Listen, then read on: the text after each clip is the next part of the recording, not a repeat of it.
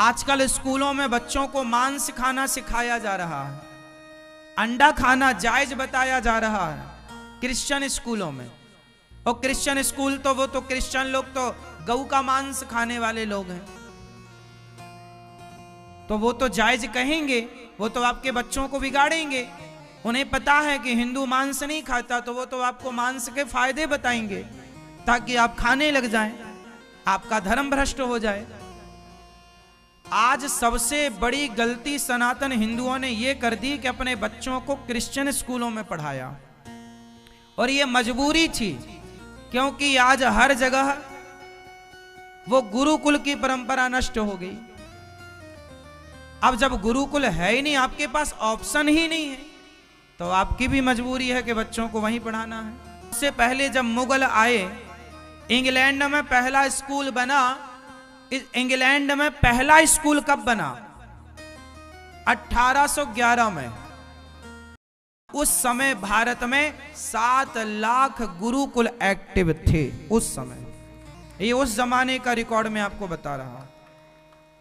इसलिए मुगल आए तो गुरुकुलों को नष्ट किया भारत में, अंग्रेज आए गुरुकुलों को नष्ट किया भारत में, क्योंकि जिस देश को मिटाना है उस देश की शिक्षा को, संस्कृति को मिटा दीजिए, वो देश खत्म हो जाएगा। कोई भी व्यक्ति जीवित है तो अपनी संस्कृति और अपने संस्कारों के बल पर, मेरी संस्कृति चली जाए, मेरे संस्कार चले जाएं, तो फिर मैं थोड़ी रह जाऊंगा।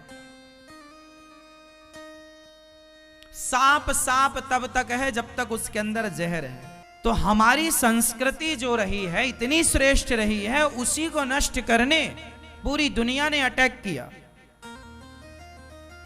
इसलिए भारत में गुरुकुलों की आज बहुत आवश्यकता है।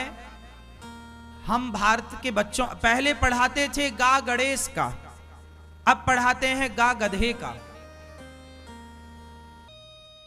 तो हमारी जो शिक्षा पद्धति है, यदि वो स्ट्रांग हो जाए आज, तो हमारे देश में टैलेंट की कमी नहीं है।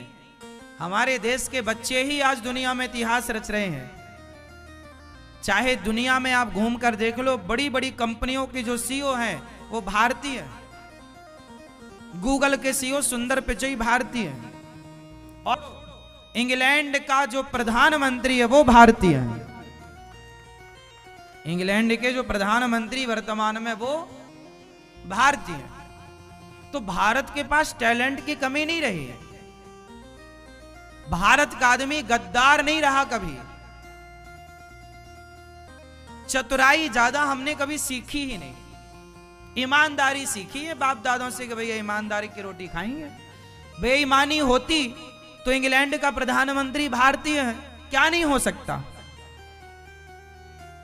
पूरी कमान उसके हाथ पर, लेकर नहीं ईमानदारी।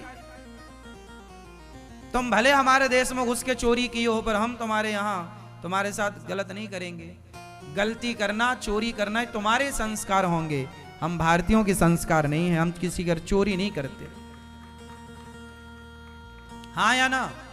फिर भारत बहुत योग्य है, शिक्षा पद्धति बढ़िया होनी चाहिए।